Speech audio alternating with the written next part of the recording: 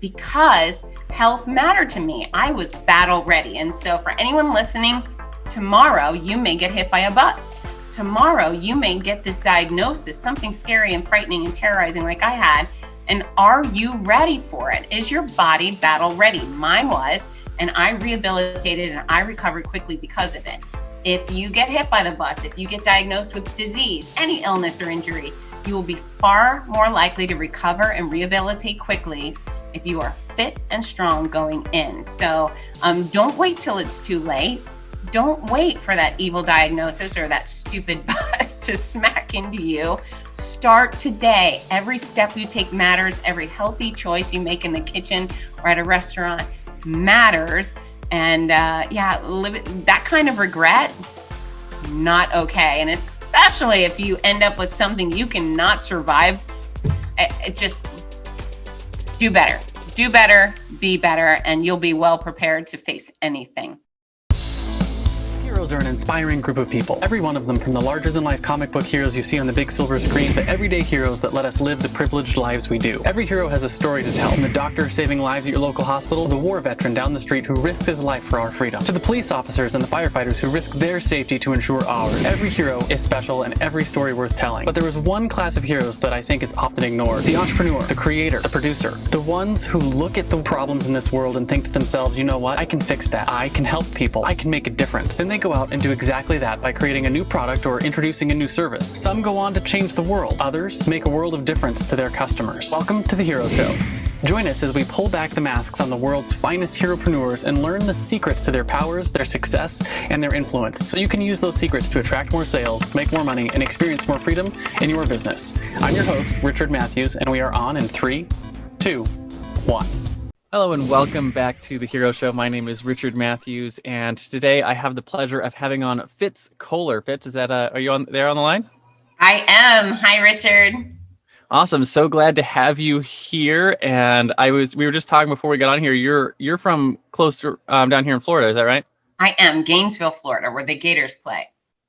So that's over on the west coast of Florida, right? We're actually dead center of the state. So we're about an hour and a half drive from either ocean, and they call us a swamp for a reason. It's springs and rivers and alligators, mosquitoes, and gator fins. I think this summer we tried to go up to one of the springs that's up around there, but we weren't able to get in because there was like 3-hour waits to get into the springs. Those are the only places that were open. Absolutely beautiful. Yeah, we're very fortunate to live in this very beautiful part of Florida. It's one that most people don't know about, but it's amazing. Yeah, it's really pretty. We've gotten to during our whole pandemic, we've been exploring Florida because that's the only place we've really been allowed to go. Right. And Florida has been really pretty. So we've gotten to see the Keys now, and Naples, and Fort Myers, and Sarasota, and Kissimmee, and we just moved this last week up to St. Augustine. And we got to see. Have you been to the Christmas light show they have here? I have not, but I've heard wonderful things. Is it great?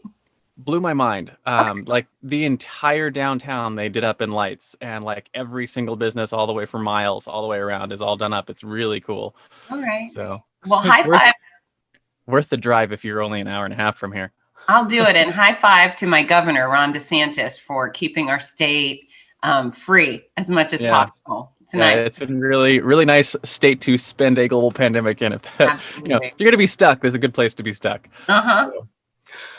So what I want to do, Fitz, real quick, is go through your introduction so people who don't know who you are can get a feel for who you for what you do and what you stand for, and then we'll get in and start talking about your story. Perfect. So what I've got here is Fitz Koehler. You have a master of, what was it again? Exercise and sports sciences. Exercise and sports sciences, and you're one of the most prominent and compelling fitness experts and race announcers in America. As the voice of the Los Angeles Marathon, Philadelphia Marathon, the Big Sur Marathon, DC Wonder Woman Run Series, and more, you bring big structure, energy, and joy to sport. You're also passionate about guiding others to live better and longer through your company, Fitzness. Fitz has also appeared on national media outlets and has worked as a speaker and spokesperson for corporations like Disney and Office Depot. You've also inspired millions of kids to get active through your successful school running and walking program, The Morning Mile, which I may, depending on how long that's been going on, I remember doing a morning running program when I was in school a number of years ago. I don't know if it's the same one, but You enjoy water sports, strength training, animals, hugs, sarcasm, and travel, and you live in Gainesville, Florida with your husband and 2 kids. So with that introduction, Fitz, why don't you tell me a little bit about what it is that you do now, who you serve, and what you're known for?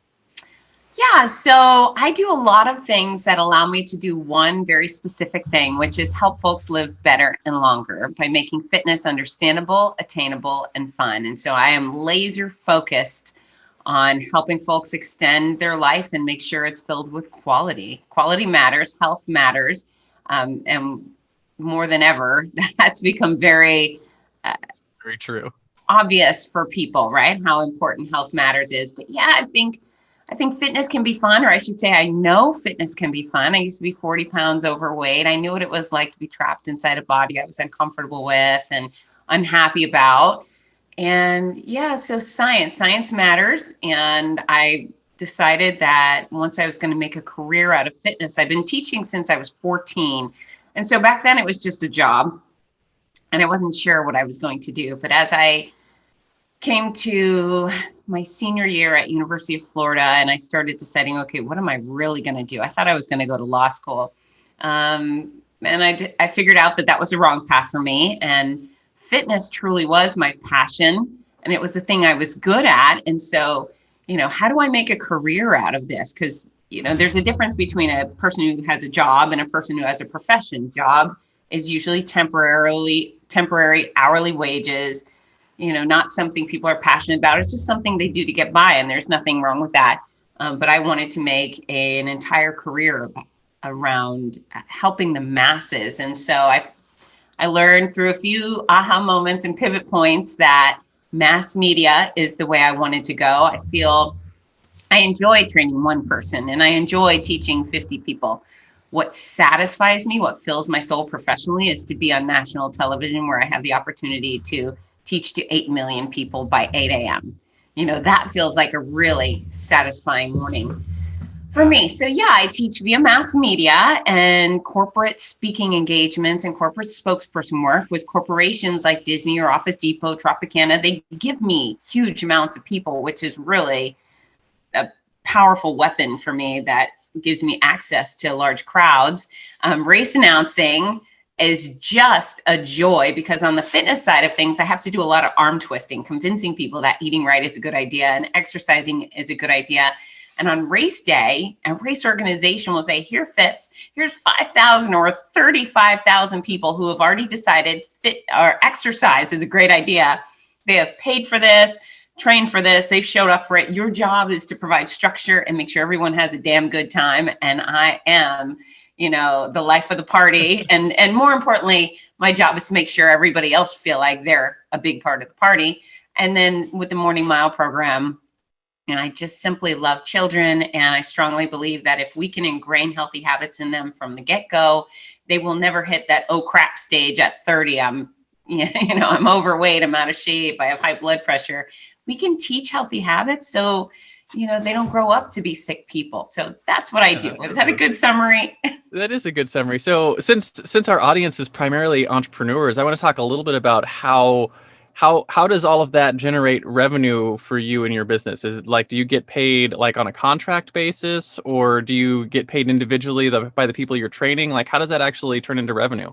So I love talking business and I talk fitness a lot, but business is another real passion of mine. So I have created a model in which I don't really take money from the consumer. So I have a few products. I have a core training DVD and I have a brand new book out, My Noisy Cancer Comeback. And that's something where the consumer can go online and actually make a purchase. But for the most part, corporations pay my salaries. I'm being paid by the ones I mentioned to come speak at their organization to help make their workforce healthier. Or sometimes I'm speaking on behalf of, Office Depot paid me to talk to their consumers. And then with races, it's those race organizations paying my salary. And the reason why that really works for me is because, within fitness, there's not a lot of truth telling. There's a lot of lies, a lot of snake oil. Yeah. And I don't want to hold factual information back that's going to help people. So I can give away the exact formula for weight loss freely. I can give out exercise advice freely without having to tender that in exchange for money. So yeah, the model I work with actually makes me feel really good because I just like to help everybody, and having a financial barrier between me and helping people is difficult. Now this year, obviously that's put me in a tough spot because consumers are accustomed to me giving them everything for free, which I love to do, but now corporations aren't hiring anyone because of the pandemic. So I haven't had a mass scale event since March, which is tricky, right? Yeah, that's a rough spot to be in. I think a lot of people who are in the event space where people are gathered together is having a tough time this year. It's brutal, and so what do? We pivot. I'm working on the pivot, and we have to be resourceful because entrepreneurs, this is what we do. We figure it out, and we support ourselves. Yeah. So when it comes to your, like, how you got to this point, right? We talk, on our show about your origin story, right? Every good comic book hero has an origin story, something that made them into a hero they are today. I'm going to hear that story. Like, were you born a hero? Were you bit by a radioactive spider that made you want to get into race announcing and fitness? Or did you start in a job and eventually sort of move to become an entrepreneur? So what was that journey like from, being 14-year-old and teaching fitness to where you are today? Yeah, so it's funny with the radioactive thing. I could go into that. I had a little bit of radiation last year. I did breast cancer, and I was truly hoping. I thought, okay, I'm going in for 33 zaps of radiation. Clearly, I'm going to leave with fire shooting from my fingertips or lasers coming out of my eyes. I was super bummed. My radiology oncologist said, no. Sorry, we don't offer that. But I still kept high hopes just in case I might be the one. But yeah, you know what? I started off as the weak one. I had a knee injury. I got tackled playing soccer towards my MCL. I went to physical therapy. I had surgery. I thought maybe I'd want to be a PT based on the strength training and all that stuff. I thought that looks great. And then the PT deal started touching my incision, and I thought, well, that's disgusting. I want nothing to do with that. And then I joined a gym to try and continue strength training. And that's where I found my superpowers. I ended up applying for the job, and I found, like, wow, this is something I really enjoy and something I'm really good at. My siblings were superstar athletes. I was a weak link when it came to athletics at the time. I was decent, but I rode the bench a lot. And so fitness really did feel like a superpower for me. And, it's nice to find your calling. And yeah, I've taken that. How do you go from the classroom to national television? That was, it was by design, so I figured out I love teaching fitness. And then through a few twists and turns, I ended up auditioning for a TV show that a guy in Florida was just having this Florida-based TV show, Cardio Jam. And I auditioned. And he chose me, and it was great. Not only did I enjoy doing it, and I felt like my skills were really amplified because of the television.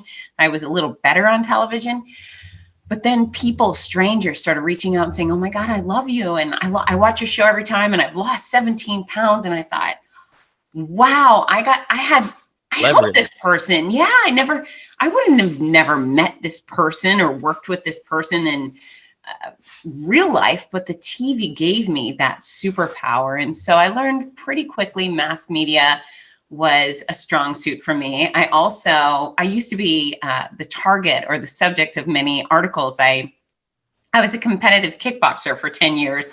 Obviously, I know everybody looks at me and she's like, ooh, fighter girl. But yeah, so I fought for 10 years, and I was a little bit of an anomaly being a female back in the day, and also being a female who didn't look like a boy back in the day. I think I was kind of cute when I was in real world, but when I stepped inside a ring to fight, I was Miss America because so many of those girls kind of took on a more macho type of persona. So they were writing articles on me, and I thought, oh, this is cool. But every time I'd go into a bookstore and pick up the magazine, beautiful 6-page glossy photo spread, they would spell my name wrong, or they would make up quotes. And so I just kept thinking, oh my God, this is crap. Why can't they get this information right? And when they made up quotes, it really degraded me as an expert, because in those articles, I was giving advice on how to train, et cetera. So I finally got the courage, and it's amazing. I had been stepping inside an arena full of thousands of people walking into a ring with someone who wanted to knock me clear unconscious. And I was as brave as I could be in that situation. I wanted to write articles. I was afraid to ask an editor if I could write the article. And so finally, just one day after a particularly brutal training session, I got in my Jeep and I was thinking about another terrible article that was sitting on my passenger seat. And I thought, what an idiot am I? I just got done fighting 4 different people, and I'm afraid to call an editor and ask if I could write an article. Like, how dumb is that? And so, as I had this moment with myself, I thought, if I call the editor and say, hey, buddy, can I write this article? What's the worst that could happen? He says, no. They won't even punch you. They're right. There's no bleeding. There's no broken bones. There's no unconsciousness. Asking for an opportunity. And so I picked up the phone and I called the editor and I said, hey, this is Fitz. And he greeted me warmly because he knew who I was. I said, I was thinking I would really like to write an article for you. He goes, oh, well, that would be great. How much do you want? And I thought, he said, yes. And she's going to give me money. I mean, it was a total revelation. And within that moment, I learned to stop being afraid of almost anything. So am I afraid of a bad guy with a gun? For sure. But in business, if there's no broken bones, no bleeding, no bruising, no unconsciousness, I move forward and I operate fairly fearlessly. And on occasion, I'll think, oh, you're being a chicken. And when I acknowledge that, I do the opposite of what my gut tells me to do. I just charge forward. And because of that, and decades worth of experience, practice, and success, almost nobody tells me no anymore. I get yeses almost across the board. Yeah, I found the same thing, especially, and sometimes I wonder if it's just youth and inexperience. But as you get older and more into business, you realize that people want to say yes more than they want to say no, right? People want to do deals. They want to serve their customers. They want the good story. They want to help, right? That's the way most entrepreneurs are, right? And it's such an interesting thing because we spend so much time building up this like invisible enemy in our head that we don't, we're fighting with something that's not there. No, and what I love is the opportunity to create a win-win situation. So I rarely make a phone call asking for something that exclusively benefits me. I make the phone call saying, hey, I have this thing I can offer you in exchange for something you can do for me. It's about partnering up. And, when I work with Disney, there's endless red tape. And I love working with Disney. I think the world of that organization in most regards. However, when I work with another personal business owner, man, we work rapid fire. We get stuff done instantly. And it's really, really rewarding. I love being in charge of me, in charge of this business. And, I'm the yes man and I'm the no man. And I love being it. That's interesting. So I'm interested a little bit on just to talk a little bit about the whole fitness aspect of being an entrepreneur. Yeah. Because one of the things I talk about all the time in my business, I have something like like the name behind your business. Mine is called 5 Freedoms. Okay. And the 5 freedoms that I always talk about on the show are political freedom, spiritual freedom, financial freedom, time freedom, location freedom. And I have another brand I'm working on that I call the 6th freedom. And the 6th freedom is health freedom, right? And it's so all those freedoms, basically, they come down to your ability to make decisions, not being limited by those particular resources, right? So political freedom is being able to make decisions, not have your government tell you no, right? Mm-hmm. And financial freedom is being able to make choices and not have your finances tell you no. And time freedom is like being able to make choices based on how you want to spend your time, right? And same thing with location. You can choose your time, where you want to spend your time, how you want to spend it. And the more you have those choices, the more freedom you have. And one of the things that I think is an interesting point to that, and I think a lot of entrepreneurs forget, is that if you don't have your health, none of the other stuff matters, right? Nope. You can't make those choices. You won't have freedom if you don't have your health. So when it, and I just personally have found, I spent the last year working with a personal trainer, he calls himself a high performance coach, right? Okay. To help entrepreneurs reach high levels of performance in their business. And I've been blown away by what I thought was healthy a year ago versus where I'm at now. Right.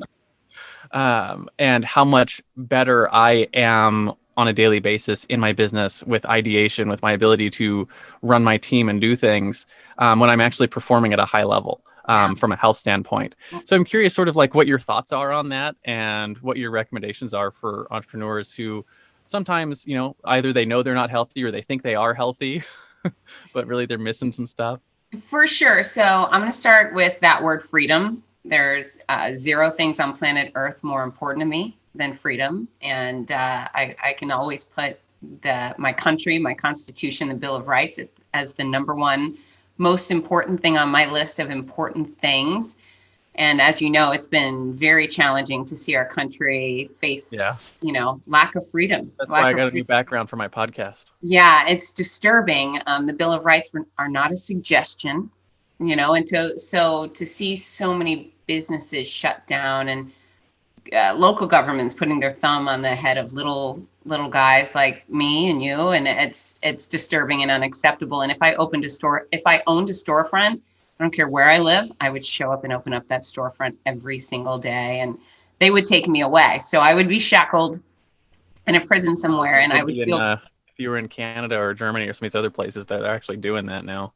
Yeah, or California or New California. York. Yeah. So freedom. I hope all of your listeners really take a good hard look at what that means and why our brave soldiers died on the shore of Normandy. It wasn't so we would all be hiding inside one day, and it just oppression is not the American way. So freedom. I think entrepreneurs are feeling their lack of freedom more than ever right now. But when it comes to health, last year, when I went through breast cancer treatment, as a healthy person, I can do whatever I want as a healthy American. Oh my gosh, the options are endless, right? I have energy and time and flexibility to do what I want. I found out really quickly last year when I was diagnosed and I went through chemo and radiation and surgery, how poor health leads to shackles. I broke free of them, and I fought hard, and I still traveled the country while enduring all of those treatments.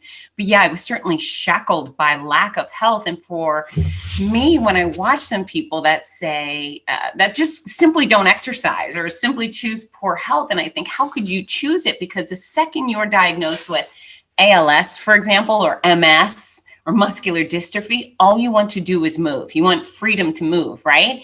If you lose your leg to diabetes because you ate poorly your whole life, type 2 diabetes, we'll say, then all you want to do is walk, and on a minimal level, if you have a common cold and your nose is stuffy, all you want is to breathe freely, right? You just want oxygen to pass in and out of your nose. And so health matters. And you actually have so much control over your own health. So sure, there's a few genetic obstacles some of us face, but for the most part, we get to choose, how strong we want to be, how flexible we want to be, how much endurance and energy we want to have. And not only does that come from the inside, where we can choose to be a powerful, high performance person? I identified with your trainer there, because I also talk about peak performance. Are you a Ferrari or are you a 1982 Datsun? Choose who you want to be. You get to control that. And not only is that affecting you from the inside on what you can do, produce, and how you can perform, but it affects you from the outside, because first impressions are formed within 17 seconds. As an entrepreneur, I think of these real estate agents who all have their photo on bus benches, right? Is that a photo of a guy I want to go work with, right? Do these billboards with your photo, you have your business card with your photo. Real estate is really image centric. Do people look at you and say, yeah, she's a real go-getter. She probably will spend hours on end touring me around the county, helping me find a home? Or do I look at that person and think, yeah, they're kind of slovenly. I don't think they're just going to have what it takes to find me the right home. So it matters how you perform and the products you produce, but it also really determines who will or won't want to do business with you. And whether it's fair or not, it's the reality of the situation. If you do not stand up tall and represent yourself well as someone who cares about you, that number one person, they're not going to believe you will care about them. Yeah, it's really fascinating, and I think the biggest thing that I've learned this year since I started working with a performance coach was the realization that what I thought was healthy and what I'm capable of are very different, right? Well, there's baseline health and then there's athletic. Yeah. Yeah, there's a difference between being like checking all the boxes, like, hey, you're not dying, which is like baseline health, versus like being someone who can perform, either on the field or in my case, in my business or wherever I'm at. I'm on video all the time doing talks and webinars and things like this all the time. Being able to step up to the plate, your health has a lot to do with that, and it's been really fascinating to me. You mentioned some things about like having genetic abnormalities and other things. Like I learned some stuff. One of the first things he did with me was he did the whole genome thing. I don't even know how they did it, but like they get all your data back from 23andMe and they run it through a thing. And I got like a 60-page report back on like how my body interacts with every single vitamin and mineral on the planet, and like musculature, and like how your body processes food. It was super cool. But like one of the things I found out is like, I don't have a traditional hunger and satiety response like a normal person would have. And the general response to that is like one of two things: either you overeat because you don't know when to stop, or you don't eat enough because you don't know when you're full. And I had that second one. So I've found out, because he was like, after we went through that, he's like, I need you to do a food log for the next couple of weeks and write down everything you eat.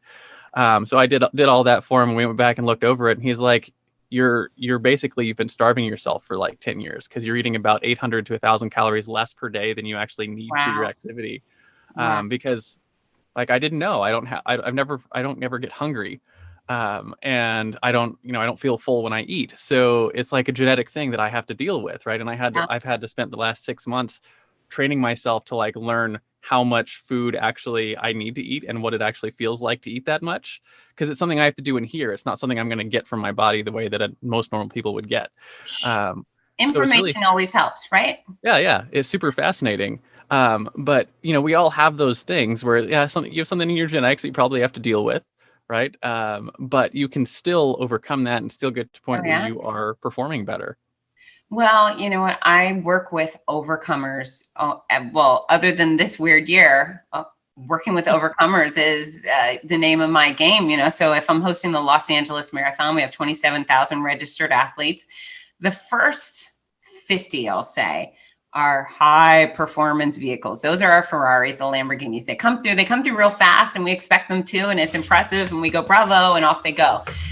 And then we have the other 24,500 people or whatever it is. And that's where the good stories come from, because it's the same distance, the same course, the Kenyan, and then Sally from Minnesota, who's 342 pounds. She has to complete the same darn course that our killer Kenyan did. And so watching her go from point A to point B, being able to be there at point B, to see this woman with all of her joints wrapped up in some sort of tape, and everything about Sally tells you she shouldn't be on a marathon course, but there she is at the finish line. Sally's making some good decisions in her life.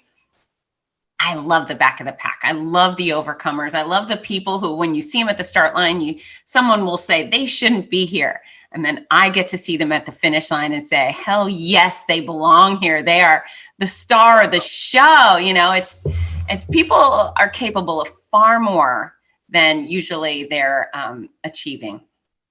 Yeah, it's very true. So what I want to talk about next then is a little bit about your superpowers. I know you mentioned this a minute ago, but every iconic hero has a superpower, whether that's a fancy flying suit that's made by a genius intellect, or, super strength, or the ability to call down thunder from the sky. In the real world, heroes have what I call a zone of genius, which is either a skill or a set of skills that you were born with or you developed over time that really help you, help your people slay their villains, right? It allows them to come out on top on their journeys, this thing that you use to help people. So with that sort of framing, What do you think your superpower is?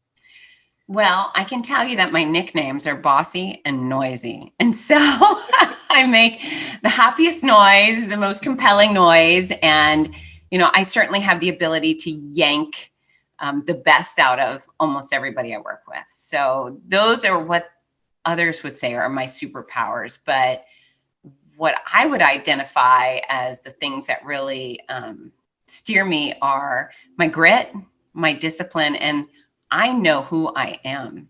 There's not everybody understands who they are. I know who Fitz Koehler is. I know what she's capable of. And because of that, I never let her off the hook, ever. I keep pushing forward. And, like I said, on occasion, people have told me no. And it makes me laugh. I think, really? You're going to tell me no? And many of your listeners. Because I know who I am. Yeah, I'm Fitz Koehler. So the superhero Juggernaut is, that's kind of my, I guess I identify with Juggernaut because people have told me no many times, and I just put on my little helmet and I crash through those brick walls.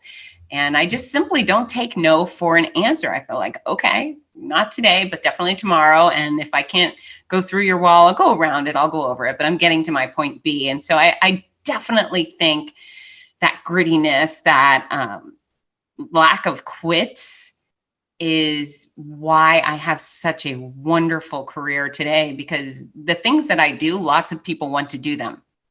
Mm-hmm. They're not like the poop shoveler. Not everybody's fighting for that job, but to be on my stages, to have my platforms, fitness certainly contains a huge amount of people that want to do something great within it, whether they're qualified or not. But yeah, I think it's that inner strength and relentless pursuit of my end goal that is my superpower. Because I could have been thwarted. I feel like you'd understand this because this is something that I run into all the time. And because my wife and I have been sort of the same way with our life and everything. We travel full time. We have an alternate lifestyle, which is weird. Amazing, not weird, wonderful. So it is amazing, but a lot of people, it's not the norm, right? It's not the thing that everyone does. But we also have like 4 kids, and we're talking about adopting a 5th kid. Like, we do all sorts of crazy stuff, and we've picked up our whole life and moved it across the country and put it all in the back of a car more than once, and just changed our whole life completely a number of times. And one of the things that comes up for me, like now that we're traveling full time, like we're talking about buying a boat and traveling in a sailboat or, around the world after we're done traveling the country. And, we run our business from the back of an RV, and it's really successful. Like, right, we, I have a small team all around the world that does, great work. And I'm working with a, big e-commerce company. We got all sorts of cool stuff that's happening in our lives. Yeah. And people, we'll meet people all over the country, and they always look at me and they say, I wish I could do what you do. Yeah. And what I've realized is that they don't really, because if they did, they would make different choices, right? Yeah. They would do different things. And I've been struggling in my own head with how you answer that, because earlier in my life, I used to say, well, why don't you? Right? Why don't you do what you want to do? And what I'm starting to realize is most people don't really want what I have, right? They like the idea of someone like me having it, because it's like cool to vicariously live their lives through your story and the things that you're doing. Sure. But not everyone's willing to, like you said, put on the helmet and crash through the walls, right? It's not easy. It's not, but it's also not impossible, right? You can do whatever you want. You have like limitless ability if you're willing to do what it takes. Yeah. And that desire is really important. And again, that's quite often the difference between a job and a profession, or a profession of your dreams, right? I'm one of those people. I've never worked a day in my life, except when I'm doing like IRS stuff, but I want it so badly, which is why which is why I was willing to do anything to get to my point B. And I was only willing to do it the right way. So I've had millions of dollars offered to me to promote a pill, a powder, a supplement, a shake, any of that snake oil. And I've never accepted a penny, because who I wanted to be was the one person who told the truth, right? I was never willing to stoop. So I kept going I just lost it. It's the chemo brain that flew out of. Oh, the passion. Here it is. And then again, I go to last year where I was sick as a dog. You know, it's imagine living with a tequila hangover for 5 solid months and then something similar for 15 solid months. I never missed a flight. I never missed an event. It didn't matter how sick I was, how bald I was, how gray I was. There was absolutely nothing going to keep me between me and my races or my speaking engagements. And I don't know how many people love their profession so much that they're not willing to take a sick day during chemo. And I don't think there's a lot. I think there's a lot of people who would have called in sick. I certainly could have. I could have said, yeah, I'm calling in sick, and everybody would have understood. I wouldn't have understood. And that's the difference between, you know, the people that, like you, actually live out their dreams and like me, who love what I do so much that I'm willing to do it even under the most insane circumstances. And then those are like, oh, I can gather some disability or some unemployment or whatever and take some time off. Fine. There's, you know, I want what I want, and I'm willing to do what it takes to get it. Yeah, I think that's an important lesson, particularly for entrepreneurs who want to actually go out and do something. Yeah. Because, and I think part of it is we have a message we want to get out to the world. Yeah. Right. And, you know, that's a part of the reason for this show's existence is the idea that, you know, I think a lot of entrepreneurs struggle with the cultural vilification of entrepreneurs. Yes. And I've always hated that. That's why we have the Hero Show to show entrepreneurs in a, you know, comic book superhero light, because that's what yeah, that's what we're doing. That's why we're here. And, you know, people, you know, today's my birthday. I'm 35 today. Happy birthday. Congratulations. So my wife was like, why are you doing interviews on your birthday? I was like, because I have a message. Like, it's not worth it to me to take the day off. Right. And what would you rather be doing than what you love to do, right? Yeah. And, you know, we got up this morning early and went and walked the dog on the beach with the kids and had a good time. I had to rush back here to get here for this interview, but that's what I want to do.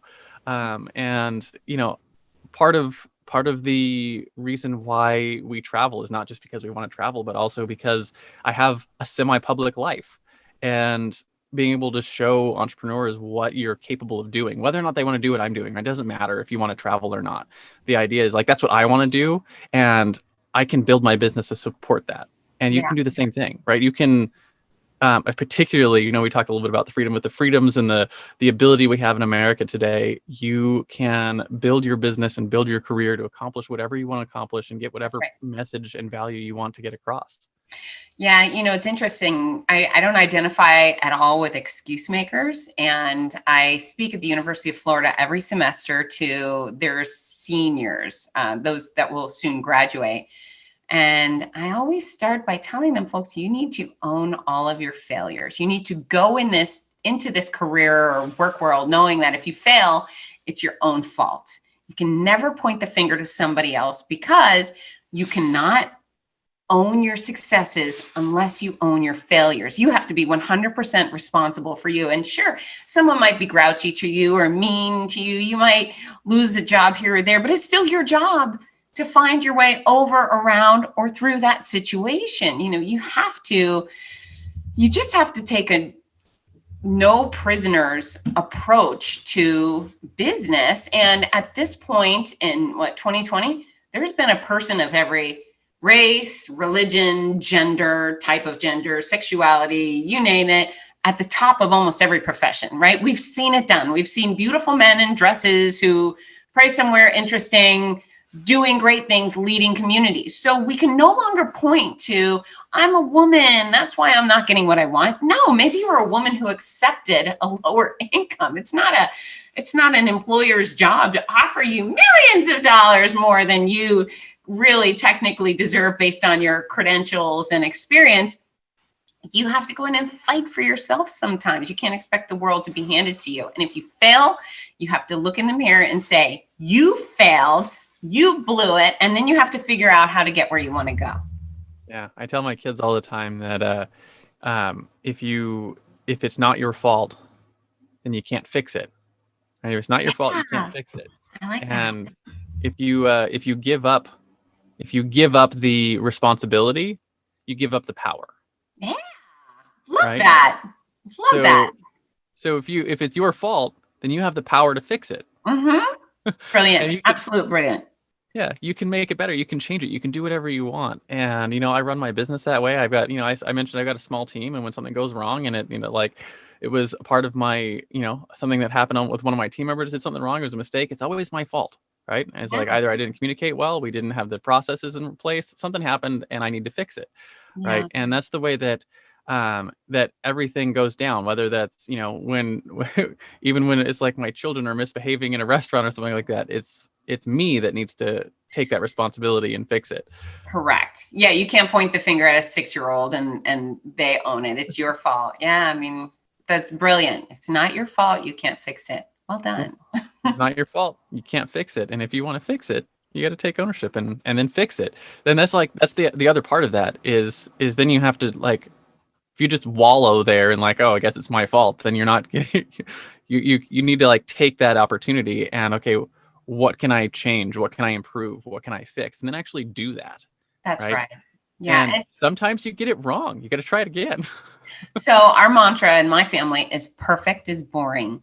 So I don't expect perfection of myself nor of my little people, but I do expect that you try. I do expect that you work your hardest and figure it out, right? But yeah, perfect's boring. Perfect's boring in fitness. It's boring in work. And some of my greatest accomplishments came from my failures and the silly things that I thought, my misconceptions. So yeah, but I'm in control of me, right? I'm completely in control of me. I'm in control of my business. And that means everything. How old are your little ones? 17 and 15. Okay, so you guys got teenagers. I've got 11, 7, 4, and almost 2. Wow. Yeah, That's awesome. Sounds like a lot of fun. I was really excited the other day because I was playing a card game with my son that we've been playing. It's the Pokemon card game. I'm not sure if you kids are ever into that. But it's a strategy game, and I don't play easy on him, right? I play at my best, and I'm a competitive player. And the other day, we've been playing for about a year now, and he beat me. Nice. Like he beat me in the game, and he like lost his mind, right? Which was super cool.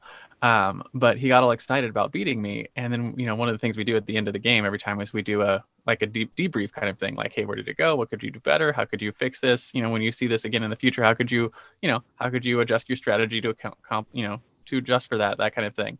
Yeah. And then when we got to the end of this game where he won, went through and he's like, we did the debrief, and all of the things that could have been better were on my side. And he realized that he was like, there was nothing for me to improve when I won. Huh. Like I don't learn anything from that. And it's the lesson I've been teaching him the whole time is like, hey, when you fail, you have more opportunities to learn than when you win. Yeah. Two things on the notes. So when I was kickboxing, I had a trainer who he never did full contact kickboxing, but he was a karate guy, a black belt, and he was very good at what he did. So we would spar. And, for a very long time, he always had the capability to get the best of me. And sometimes, he would let me score, he would let me hit him, but it probably wasn't earned.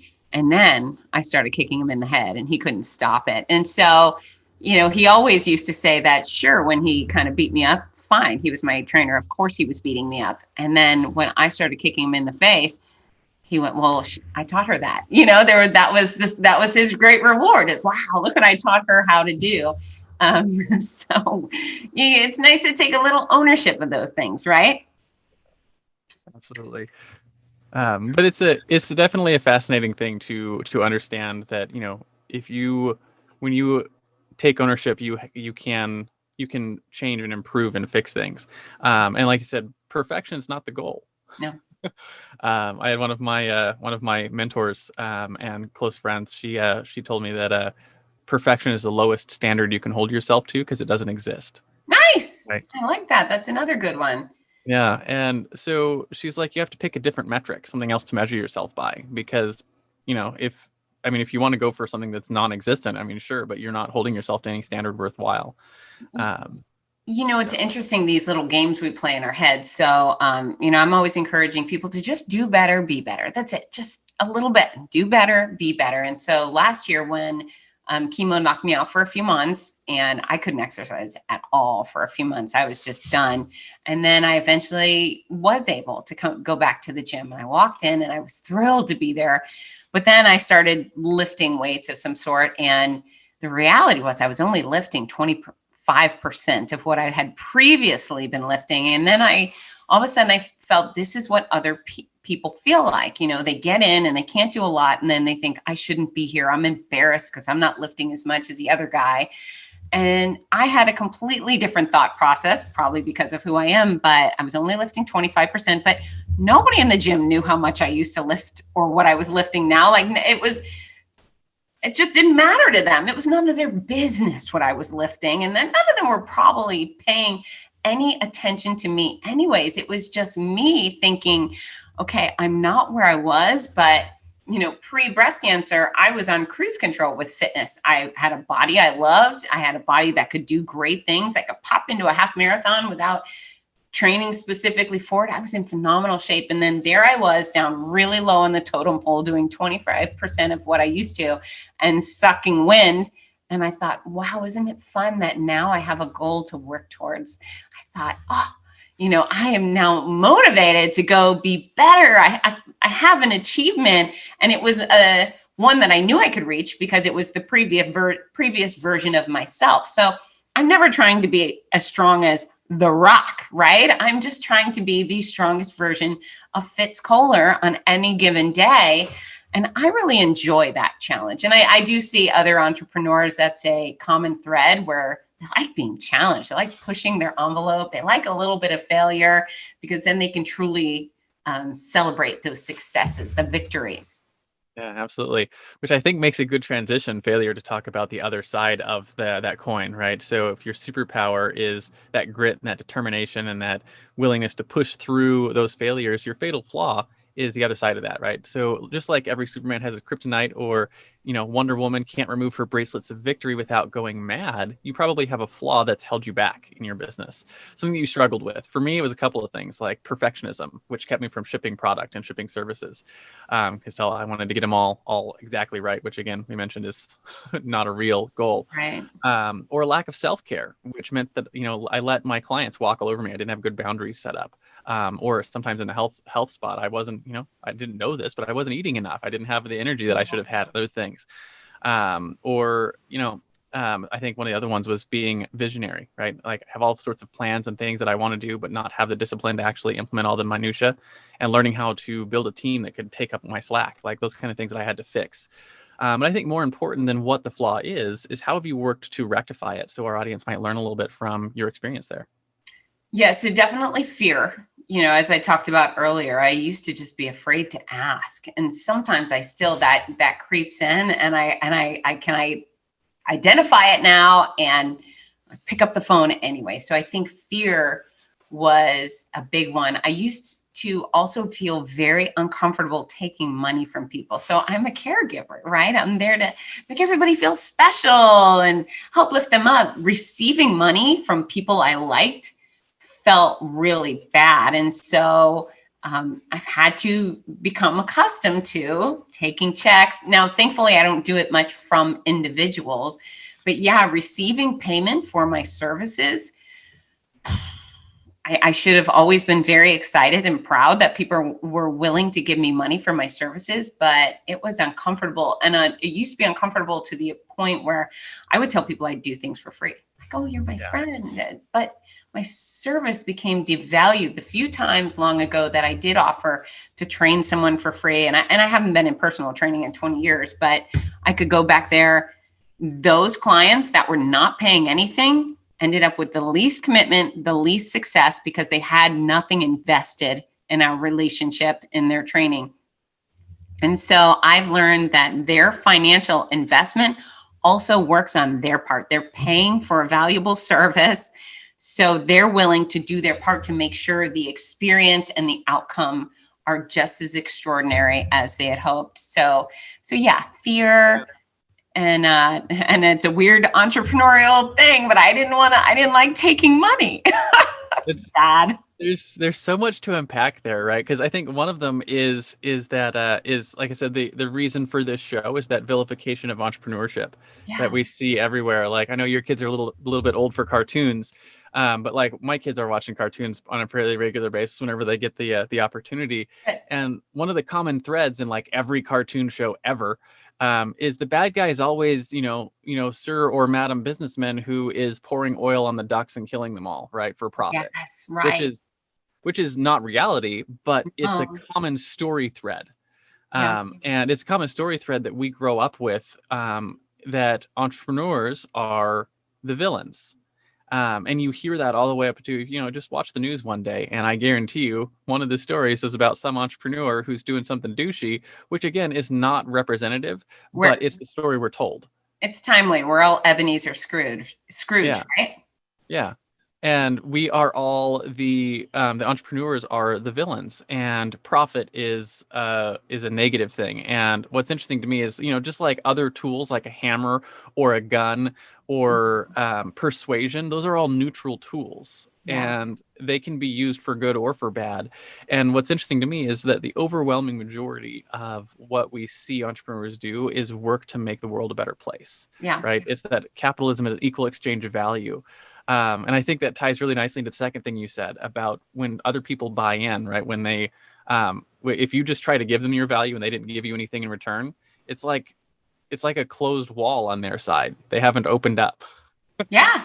There was no exchange happening. It was just you trying to give someone to, something to the door's closed on their house. You can't get it in. Yeah, it's as you say with the entrepreneur, I mean, who is that? The dream for me is to employ thousands of Americans. So I'm still in a small business owner model where I hire a lot of contractors, but I don't have any full-time employees. I do extraordinary things on a global level sometimes, but I'm still not employing anyone full-time. And my dream is for people to be able to pay for their own home and send their kids to college because of Fitness International. That's my dream. I mean, the guy who founded Home Depot, my gosh, he's funded so many livelihoods. And yeah, it is definitely a weird version of society. It's what is it? Bizarro Superman? What's the Superman guy? Is it Bizarro? I think so, where he's backwards. Yeah, yeah. It's yeah, I could go on, and I'm not going to go on the big rant about it, but there's something particular about people vilifying business owners who provide tremendous services, tremendous products that help society. Even if you're the guy, someone just sent me these stupid socks that have sandals on them, and I think they're dumb, but whatever, they're paying their bills with these sandal socks and they're not hurting anyone. And it made my sister-in-law laugh to buy them for me. So now I have these sandal socks. But good for that guy, right? They had an idea and then they put it to work. And, I'm a service provider. That's always what I've been. However, I've created some products. My DVD, that took a lot of ingenuity and hiring the right people. And it's a beautiful product. And to hold something in your hand that you created is really special. My book, I self-published. It's stunning. It could sit on any bookshelf in America next to any of the First Lady's memoirs, and it fits right in. And when people read it now, cancer patients are saying, I wish I had this when I was diagnosed, or I'm so glad I have this now that I'm diagnosed. This is really useful. So, entrepreneurs are the creators. I don't know anyone who creates a business to destroy their community. It's such a backwards thought process, right? Yeah. And yet we as entrepreneurs struggle with that. And it comes out a lot of times in not wanting to ask for payment for services rendered, or wanting to price ourselves like, an hourly employee or something like that, instead of learning how to price yourselves on value. And those are things that we have to overcome as entrepreneurs because of the culture we grow up in that vilifies entrepreneurs. Yeah. So that's why we get on and tell these stories and talk about these things, because I think the more people hear it, the more people understand, the more people realize entrepreneurs are an unsung hero, right? We rightly call our police officers and our firefighters and our military veterans and our doctors and our frontline workers heroes, Right. and we wrongly call our entrepreneurs villains, right? When they should also be in that list of heroes. Yeah. It's interesting how loosely the term heroes being thrown around this year, and I'm okay with it. I mean, we could pour praise on a lot of people, but yeah, Yeah.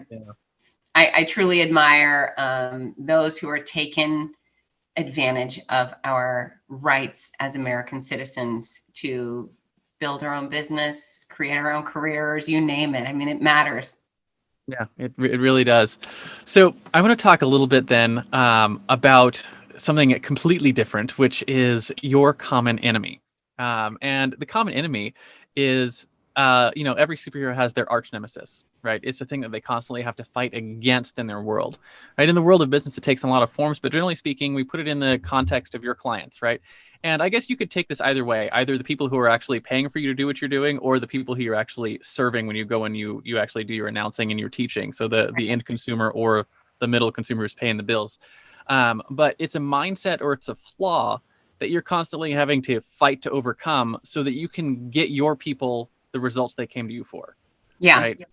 So what is sort of that common enemy that you have to sort of like bang your head against the wall? If you had a magic wand and you could just bop them on the head and it would go away.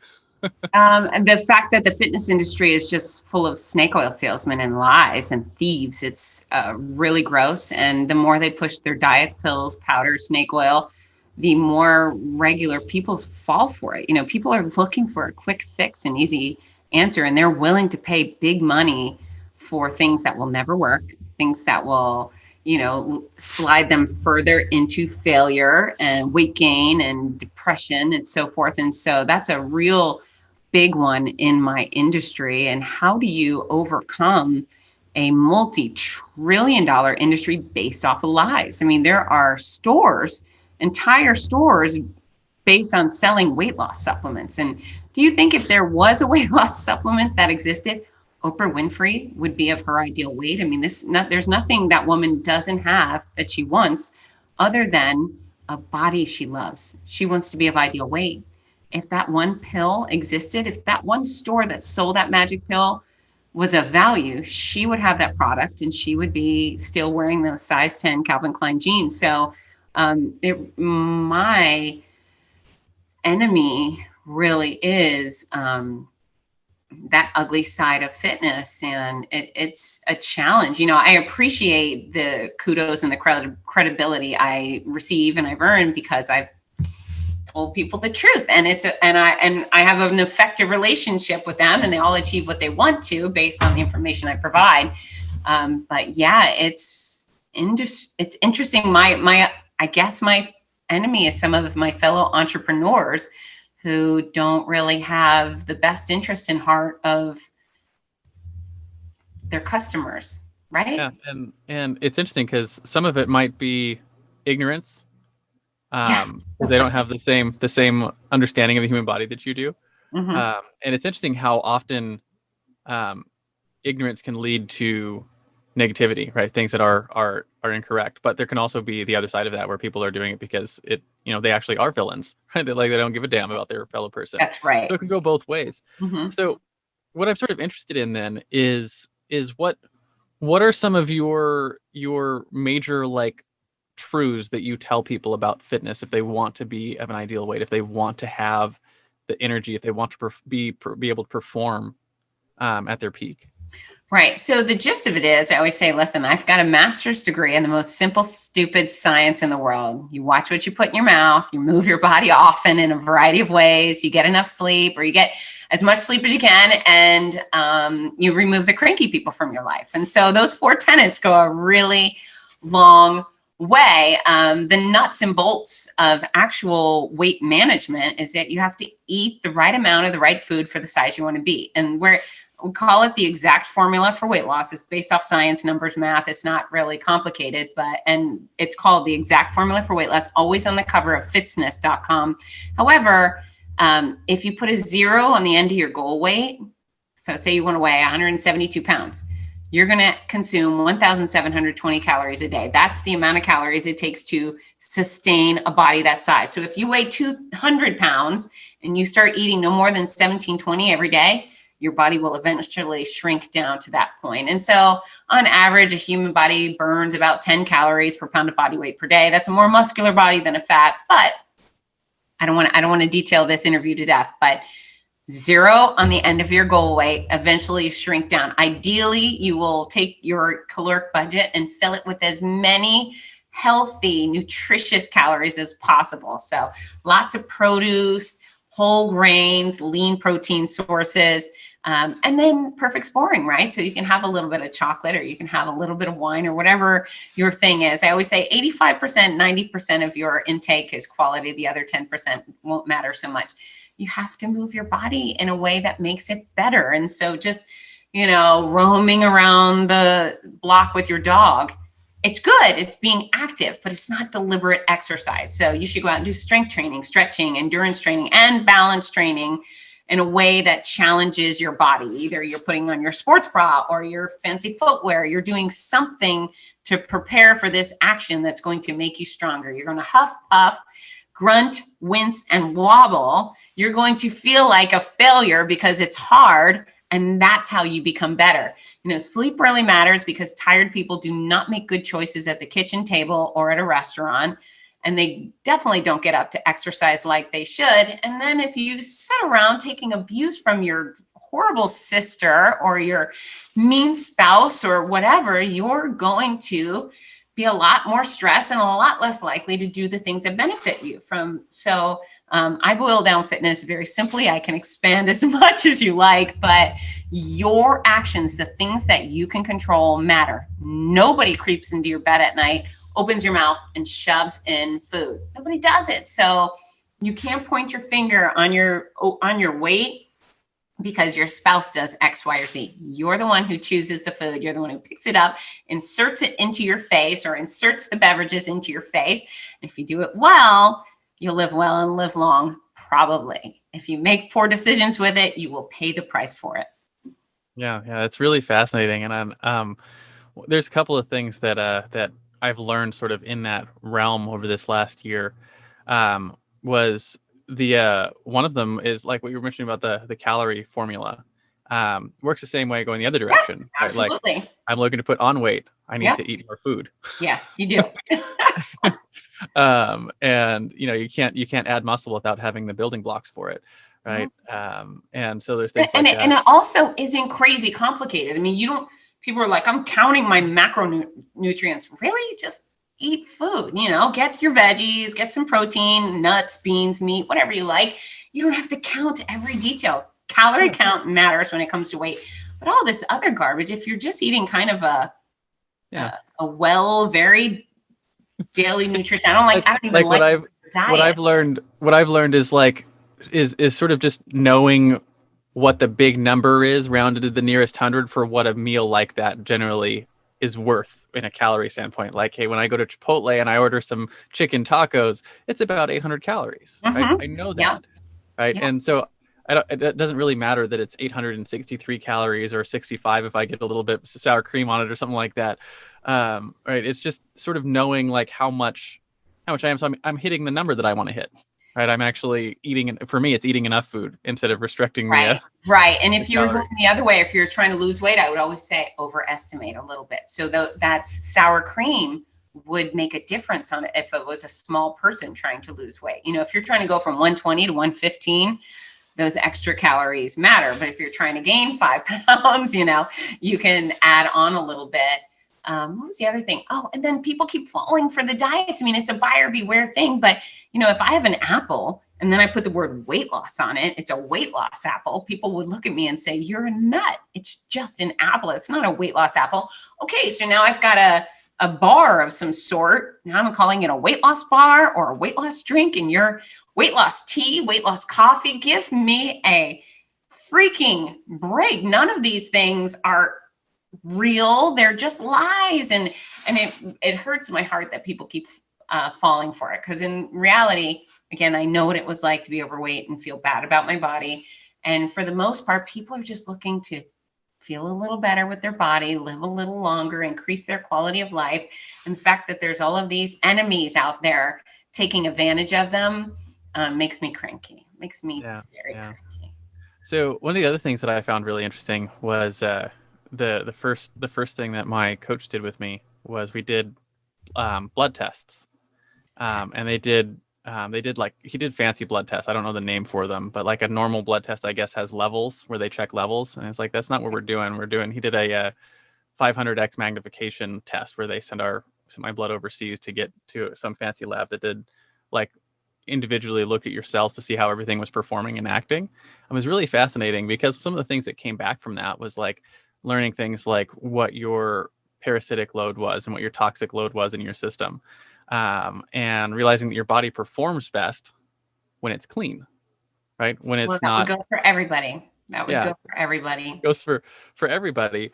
And so he was like, so some of the first things that we're going to do is we're going to get your body to zero first before we start working on optimizing performance. And is this person a medical professional? Is he an MD? Yeah. He's a I don't exactly know what the credentials are. Okay. DC, something like, I don't know. Anyways, but they did all the testing for that. And so we started doing some things like learning how to, remove toxins from your system and how to what kind of the soaps that you're using on your body. A lot, some of those are environmental factors are certainly environmental factors. Right. And, I went through my childhood. I had strep throat like every single season for like 8 years growing up when I lived in the Midwest and some other places that I just got it every year. So I had, a lot of antibiotics that I had gone through. And it was like, you have to actually fix some of the problems that those things cause to get yourself back to like a normal level before you can start working on optimizing your performance. And so looking at cleaning, having a clean system. And then when you start eating clean food on top of a healthy body, then it makes a dramatic improvement in everything. So it's been really fascinating to learn all of that stuff. Yeah, and something for the listeners, if anyone is prescribing you supplements or guiding you on very intricate details of your health in that regard, they need to have a medical degree. They need to be your doctor drawing your lab work. And, when someone says, oh, you should have this supplement, it'll make you sleep better or do this better or whatever, they should have a medical license. They should be a pharmacist or someone who's actually drawn your blood and looked at your results and is basing that information or advice on you specifically. You cannot walk into one of these quote unquote nutrition stores and have the hourly employee guy tell you exactly what you should buy for what ails you. That's not how it works. And quite frequently, those pills, powders, supplements, shakes, they counteract with the actual medication you're on for your XYZ, whatever it is, and they conflict and cause harm. And so, what Richard's describing here, hopefully all of this information is coming from a medical doctor who is, qualified and educated in a medical way to look at your blood work and give that type of advice. And I tell you, there's a lot of folks work. He does have doctor in his name, so I don't know what the actual letters are, but it's important to know that stuff, though. And then if you're a sick person, if you're a diabetic, you should be taking nutrition advice from an actual nutritionist, someone who is working in the medical atmosphere. So there's a point where some of this information really does require extra academia, and I stay in my own lane. And I encourage people to only seek advice from people in their proper lane. And it's a really interesting thing too, because like there's things that if you are sick versus being someone who's healthy, right? And like if you're healthy and looking to improve performance versus like I'm sick and looking to get better, right. Like those are different things. Yeah. So if someone wants a great strength training routine, they come to me. If somebody just had a hip replacement and needs to do strength training, they go to a physical therapist. So there's always a little nuance in there, but those nuances matter. And it really often relies on a professional to say, I'm not the right fit for you. And people come to me all the time with injury-induced aches and pains, and it's my responsibility to forward them on to the medical professionals that will help get them back to an average level of fitness, so then I can take control of their direction. It's like my brother got in a motorcycle accident a number of years ago, and he had to have a bunch of leg surgeries, and he was living with us for a while. And I remember the physical therapist would come over and torture him. His torture sessions. I was like, but Like you don't have a fitness coach come over and do that. You have someone who's like trained Yeah. specifically on like how to do those kind of things.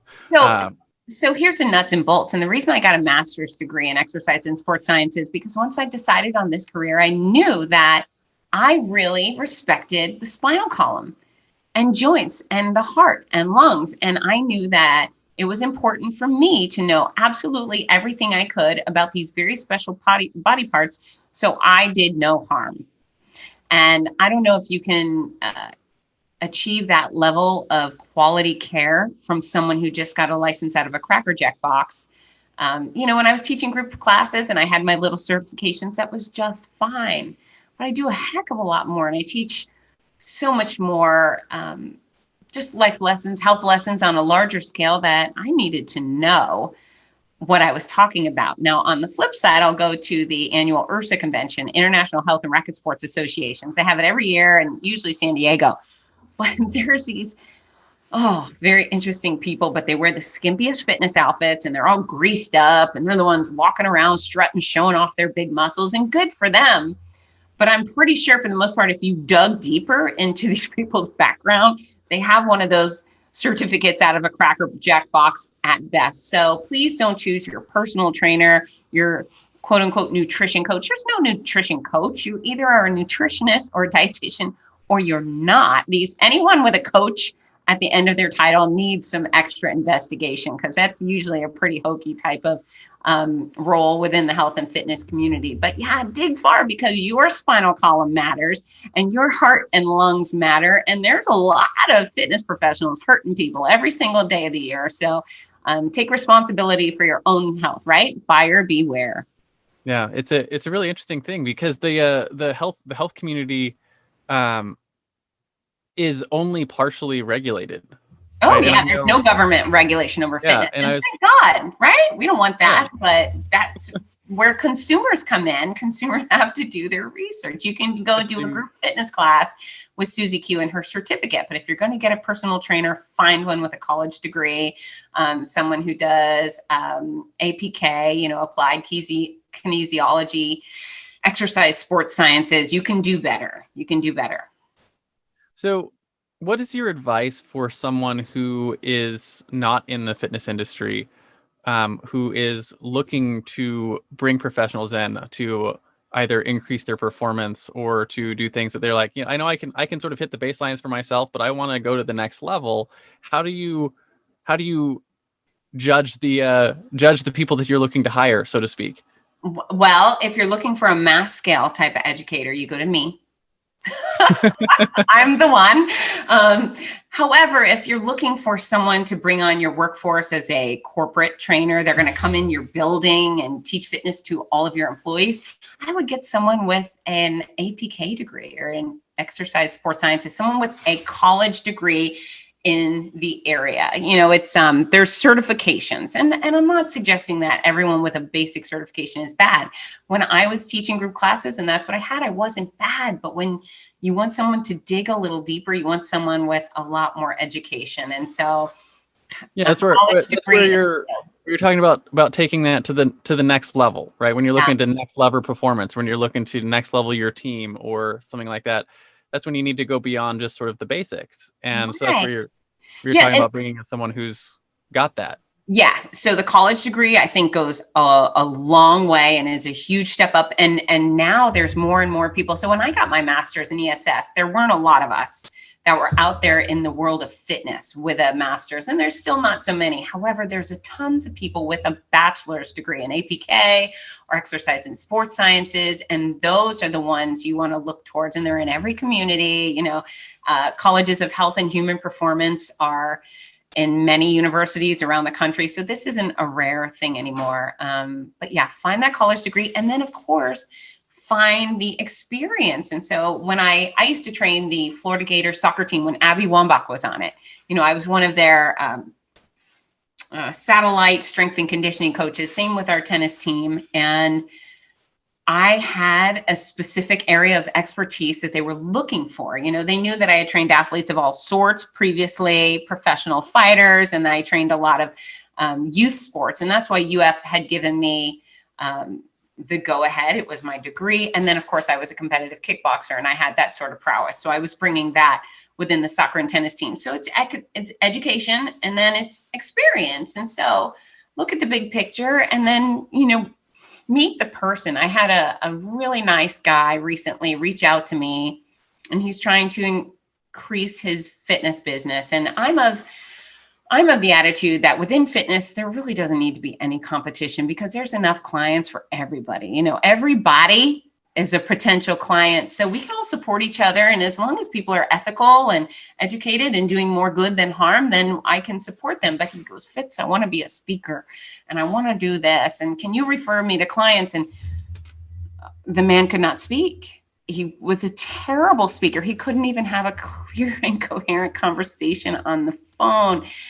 And so who's going to hire that guy, right? At least not for what he was doing. He's a running coach. I think he's very good at doing the one-on-one running coach deal, but maybe he's just a wrong fit for corporate presentations. And I think being a speaker on a stage to a lot of people is a goal, and hopefully he works towards it. I gave him some good suggestions. Go to Toastmasters, practice, stand in front of the mirror, do a 60-second test for yourself where you don't use the word like.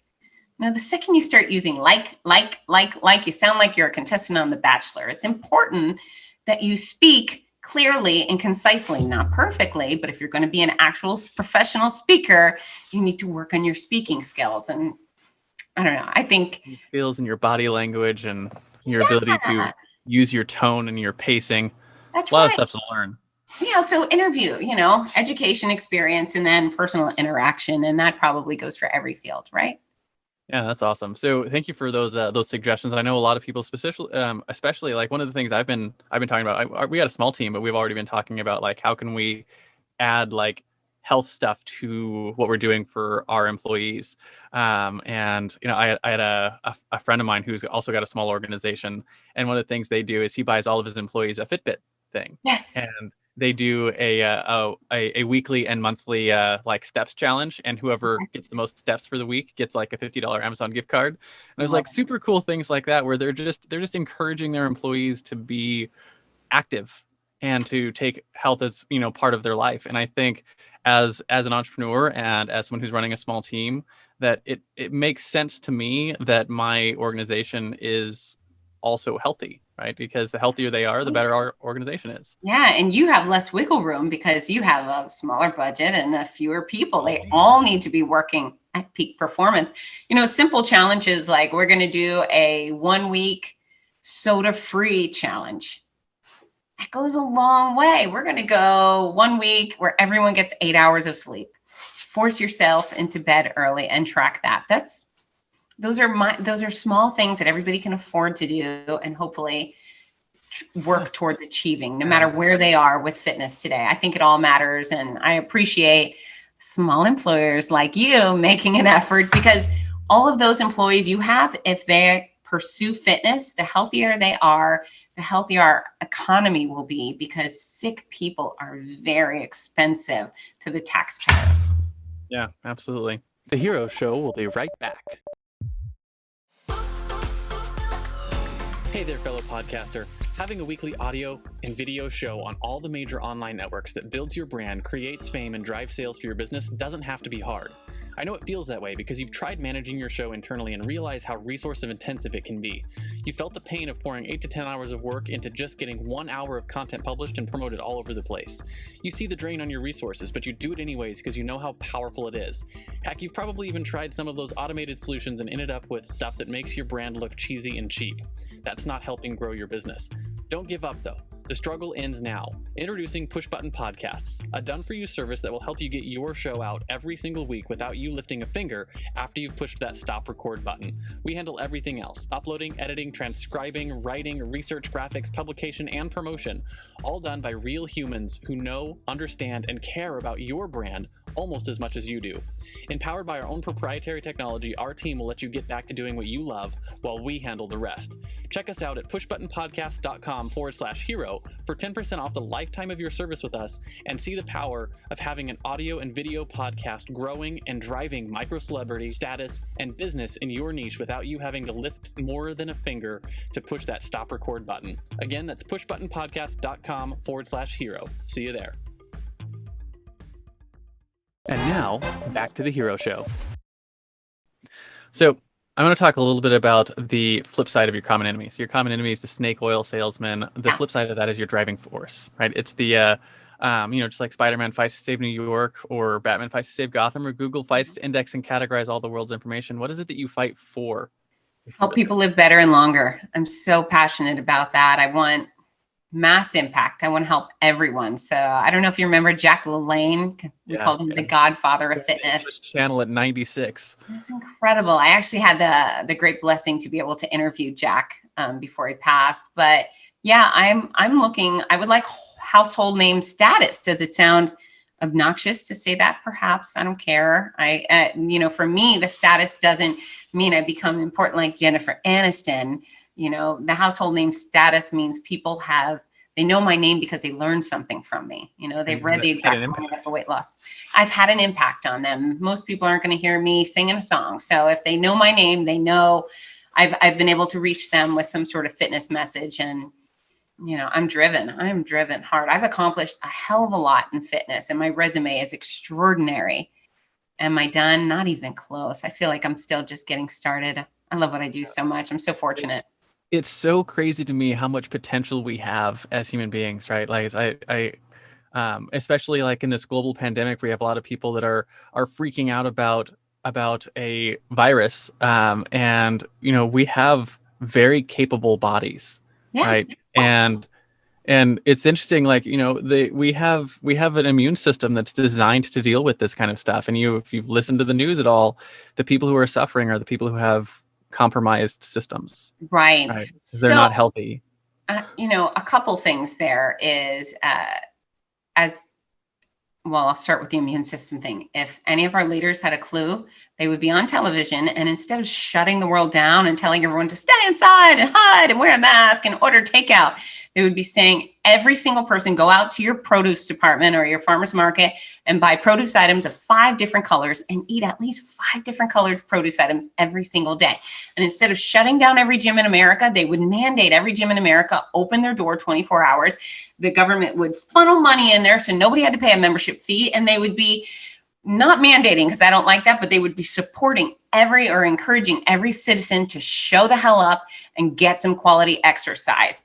And, they're shutting down the racing industry. Well, you're 20 times more likely to be infected with this thing in your own home than you are out at a park. So instead of shutting down my athletes, they would be saying, everyone, go take part in a 5K. Fitz Koehler's going to there, make it a good time. We're going to pay for your race entry. So people who actually understand how health works would never take the path these hoo-has have taken so far. I mean, it's not a matter of health. If it was a matter of health, they would be promoting health and strong immune systems. I promote health. I build immune systems. Dr. Fauci, I don't know what the hell he's doing, but he is not invited to, even take my kid's blood pressure. I don't trust what he's doing. And I'm not a conspiracy theorist, but as an actual expert in the field, this is so screwed up, and they have not once taken a step towards creating a healthier society. And then I go back to cancer is the reason I got through cancer, and I kicked. Now, mind you, it kicked too, but I traveled the country and had more fun and lived larger than almost anybody I knew, any healthy person I knew. And that's because when I was diagnosed, I was the epitome of fitness. People in my shoes getting the toxic types of drugs I was given. My doctor said all the other people were hospitalized for a month. Everyone else had a feeding tube. I was on airplanes. I was being the ringleader for that Los Angeles Batman run with 5,000 participants and 4 million spectators. And I was a freaking boss because health mattered to me. I was battle ready. And so for anyone listening, tomorrow you may get hit by a bus. Tomorrow, you may get this diagnosis, something scary and frightening and terrorizing like I had. And are you ready for it? Is your body battle ready? Mine was, and I rehabilitated and I recovered quickly because of it. If you get hit by the bus, if you get diagnosed with disease, any illness or injury, you will be far more likely to recover and rehabilitate quickly if you are fit and strong going in. So don't wait till it's too late. Don't wait for that evil diagnosis or that stupid bus to smack into you. Start today. Every step you take matters. Every healthy choice you make in the kitchen or at a restaurant matters. And that kind of regret, not okay. And especially if you end up with something you cannot survive, it just do better, be better, and you'll be well prepared to face anything. It's such a fascinating discussion, right? Because I think a lot of people have dealt with cancer. My mom struggled with leukemia, but I mentioned earlier she was a gymnast. Good. Right? She was fit and healthy, and like she could walk across a football field on her hands when she got hit with leukemia. And she had to have one of those things where they put a drip into her heart. I had it. Yeah, I had the port. They can directly put radiation right into your heart, and she didn't skip a beat, right? She was still mom. She was still healthy, and she's still, she kicked leukemia's ass and moved on, and she's been cancer free for 10 years, and that's a cool thing. And she'll always have to go in for blood tests for the rest of her life, but she's a healthy, fit grandma who takes her grandkids out all the time and has a good time because she was battle ready. Absolutely. And, I will look over my shoulder forever, hoping breast cancer never rears its ugly face. But I was dragged behind a horse for a year, and I was hospitalized for blood transfusions and stuff. But I would still bounce right back up and get back to work. And I finished chemo this year, May 11th. June 3rd, I had my port out. June 12th, I ran a Spartan 5K obstacle course race. Now, mind you, I was dead last. I was probably the slowest person out there. I couldn't lift any of the heavy stuff, but I still did it. I did a 5K obstacle course race. 2 weeks later, I went out and did a triathlon. I was dead last. I hyperventilated at least 50% of the course, but I did it. And then 2 weeks later, I learned to surf. And so there's all these people that have had no chemo, no radiation, no real health issues of any sort to mention, thank goodness. And those are the people like, oh, I can't do a 5K.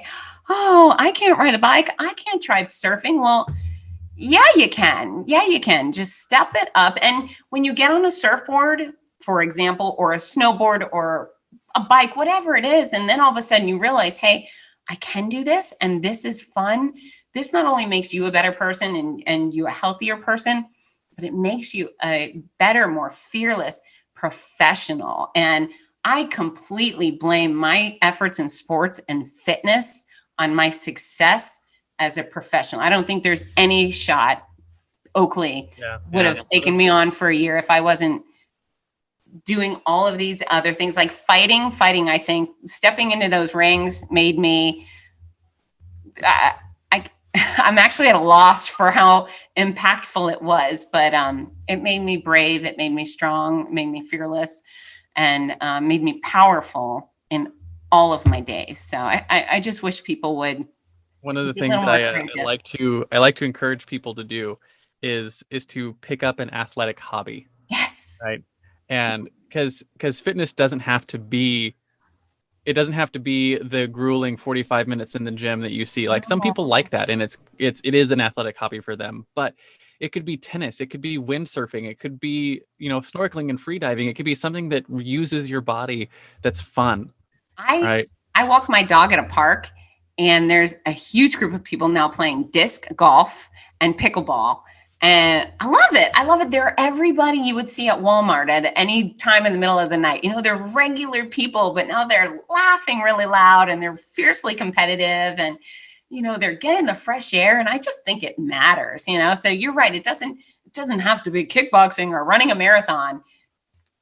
Pickleball, try it. Just pick up pickleball or table tennis. I don't care. Do something in athletics. The games do count. I've been teaching my son to kayak. He's doing pretty good with that, and we're going to pick up windsurfing this next year. And we're getting this stuff. We're going to learn to windsurf. So I'm going to join you. I'd love to do that too. Yeah, I can't wait. So we're running out of time, so I'm going to skip a couple of questions and go to this one I think is super important, and it's your guiding principles, right? So one of the things that makes heroes heroic is that they live by a code. For instance, Batman never kills his enemies; he only ever takes them to Arkham Asylum. So as we wrap up the interview, I want to talk about top 1 or 2 principles that you use regularly in your life. Maybe something you wish you knew when you first started out on your own hero's journey all those years ago. My guiding principle is to meet Fitz Koehler standards of ethics, and honesty, and greatness. And basically, what that means is I have to be able to stomach the girl in the mirror every day. And man, she's a vicious critic if I do something wrong. So, yeah, I live by very high standards of doing right by people and honesty and ethics. And again, that girl in the mirror. I will meet no foe more dangerous than she is. So yeah, I live up to her standards every day. And sometimes I wobble a little bit, but I feel pretty good about who she is. Yeah, that's awesome. I love that. It's for me, it's always been an integrity thing, right? And I always loved the definition of integrity that I always use is integrity is something that you can lean on and trust that it'll still be there, right? Yeah. That it won't collapse under the pressure. And even when you're not looking, it's still there, standing, right? It has integrity. Mm-hmm. And that's I think the best way to live your life. And hopefully, more people choose that. And it's interesting how often that comes up in these interviews. Is most entrepreneurs that I've had on the show, probably I'd say 80% of them, their number one principle is some version of integrity, right? They want to be able to look in the mirror and love the person that they see because they're you got to live with her. Yeah. I make it my policy not to make it my business what other people think of me. So the only person I can worry about is my own opinion of me. So I try really hard to please her. It's a really interesting concept, right? It's because the reality is other people aren't thinking about you. Right. So it doesn't really matter what they think. And then on the flip side of that coin is in order to serve them, you have to care what they think, right? You have to know what's going on in their head so that you can serve them well, right? So you can enter the conversation going in their head. So it's a fine line to walk as an entrepreneur, is learning how to not care what they think when it comes to your actions and your decisions, but also understand how they think so that you can meet them where they are and help them get where they want to go. Right. Well, what's interesting is people who are listening to your podcast, I'm sure there's a bunch of pill pushers out there and supplement snake oil, and they hate my guts right now. And I'm okay with that. I feel great about that. If they're disgusted by me, good. Hopefully they'll go to bed thinking of me tonight and perhaps change their behavior moving forward. Yeah, absolutely. So as we wrap the interview, I have one last thing that I do with all of my guests. I call it the Heroes Challenge, and it's simple, and it's a selfish challenge for me because it allows me to get access to stories I might not otherwise find. So what I want to know is, do you have someone in your life or in your network that you think has a cool entrepreneurial story? Who are they? First names are fine. And why do you think they should come share their story on our show? The first person that comes to mind for you. I got to tell you, there's another race announcer, Mike Riley. He is the voice of Ironman Triathlon. He's been doing it for decades, and he's a self-published author. He's a dynamic speaker, a incredible human being. And not only does he have great stories to tell, but he has great stories of other people's successes to share. And I think Mike would be an awesome conversation. You'd love him. Awesome. That'll be really cool. So we'll reach out afterwards and see if we can get an introduction, get him on this show.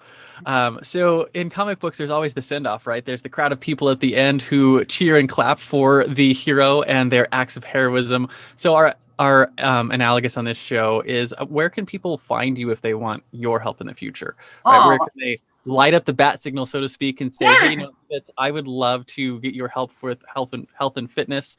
And I think more important than that is, who are the right types of people to reach out and say, hey, we'd like to bring you either into our organization or have you announce for our races or, pick up your products. Who are the right people for that? Yeah, so I'll start by, my brand is Fitzness. That's FITZNESS. So you can find me at fitzness.com, at Fitzness on Instagram, Facebook, YouTube, LinkedIn, Fitz Koehler. And I actually really love to hear from people. That's kind of my job, or my profession revolves around a lot of communication on social media. So please do reach out, even if you never want to work with me. I'm always open for new friends and connections. But yeah, right now I would love to stand on more stages, more corporate stages, talking about peak performance And my recent battle, my Noisy Cancer Comeback, is filled with a lot of fun stories that I hope will help people take their health seriously and really pursue their passions and perspective. So yeah, anyone in corporate America that's looking for a presenter, I'm their girl. And anyone within oncology, I would love to be able to work to support other cancer patients, past and present. So that would mean a lot to me. As far as race announcing goes, if anyone has a race, let me know. Right now, I think my name is often at the very top of almost any race director's list. So I don't know if there's many who don't know who I am, but if they don't, nice to meet you. Oh, and last but not least, I'm sorry, I have a brand new book out. It's called My Noisy Cancer Comeback, Running at the Mouth While Running It for My Life. It's full of all sorts of gory details. Absolutely nobody tells you about the cancer experience. Sure, I was bald and sick and gray, but there's tons of stories. My vision changed. My eye color changed. I ended up with a skunk stripe on my head. I had all these weird, crazy, hilarious experiences. And while some people might have shed a few tears, they will more than likely have a big laugh at my expense, which I want, and hopefully walk away with a few quality life lessons. Awesome. So, and they can pick that up at your the fitzness.com. Yeah, it's at fitzness.com, wherever books are sold in all formats: hardcover, paperback, ebook, and audiobook. Awesome. So thank you so much for coming on this show today, Fitz. It's been a fascinating conversation. And I got to say, from when I was reading through your bio, it didn't go the way I was expecting. Okay. I'm not sure why I had this thought in my head that we were going to spend more time talking about cancer than we did, but it was a fascinating conversation about health and fitness, and I think it is probably one of the most undersung areas for entrepreneurs, is learning how to take care of their bodies and not just take care of their customers. Yeah. So I appreciate what you're doing and the work that you're doing. Again, thank you so much for coming on the show today. Do you have any final words of wisdom for our audience before we hit that stop record button? Get to work. I love it. Thank you for coming on today. Thank you.